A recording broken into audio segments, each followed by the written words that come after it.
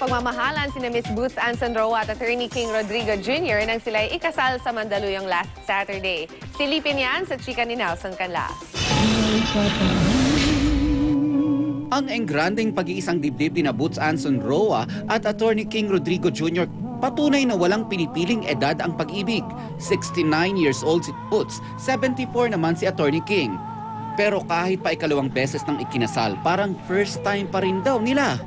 Kitang-kita nga ang saya sa mukha ni Boots habang naglalakad siya sa aisle, suot ang ekrupi niya wedding gown na gawa ng kaibigang si Eddie Badeo. Halo-halong tuwa, halo-halong nervyos, halo-halong maaligaga, pati kabag, halo-halo.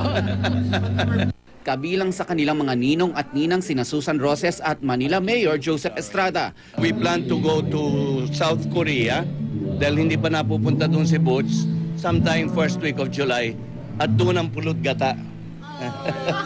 Adapt? Hindi, sarili namin.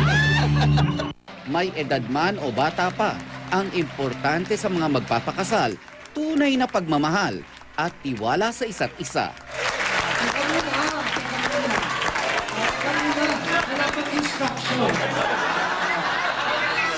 Tito King and Tito Boots, you can give each other a holy kiss.